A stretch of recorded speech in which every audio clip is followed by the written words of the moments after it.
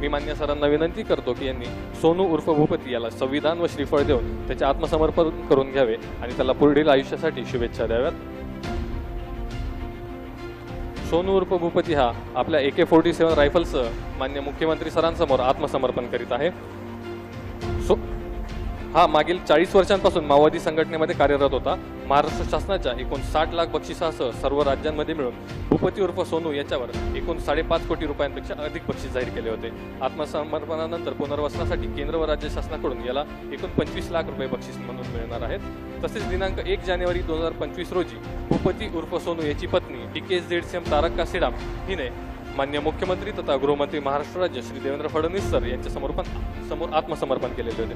मान्य मुख्यमंत्री तथा गृहमंत्री महाराष्ट्र राज्य श्री देवेंद्र फडणवीस सर यांच्या प्रयत्नांमुळेच इतक्या मोठ्या प्रमाणावर मार्ग भरकटलेले माओवादी सदस्य आत्मसमर्पण करून ते लोकशाहीच्या मुख्य प्रवाहामध्ये सामील होत आहेत व त्यांचे जीवन सुखकर होत आहे। याबद्दल आजच्या या कार्यक्रम प्रसंगी सोनू उर्फ भूपती याची पत्नी तारका सीडाम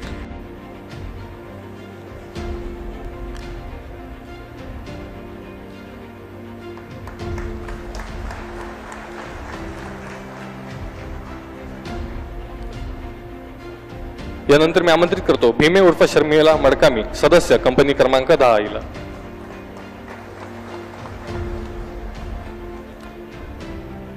भीमे उर्फ शर्मिला मडकामी सदस्य कंपनी क्रमांक 10। शर्मिला मडकामी ही आपल्या 303 रायफलसह गणवेशात आत्मसमर्पण करीत आहे।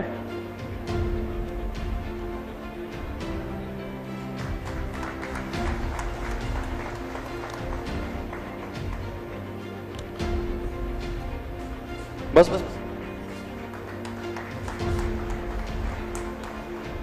यानंतर भीमा सोधी सदस्य राही दलम। भीमा सोधी हा आपल्या 12 बोर रायफलसह गणवेशात आत्मसमर्पण करीत आहे। यानंतर मी आमंत्रित करतो अमोल उर्फ सोमरू सोधी सदस्य टेक्निकल डिपार्टमेंट गडचिरोली याला। Manju Kowachi ACM Gadchiroli division. मंजू कोवाची ही आपल्या BGL रायफलसह गणवेशात आत्मसमर्पण करीत आहे।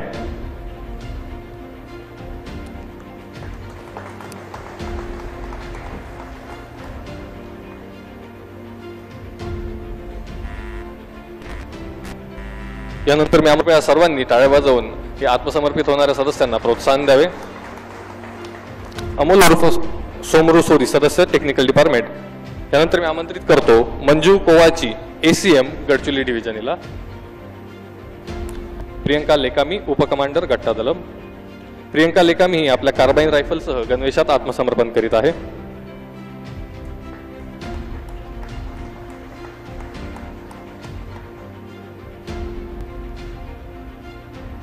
यानंतर मी आमंत्रित करतो रोशनी कुरचामी PPCM टेक्निकल डिपार्टमेंट गडचिरोलीला।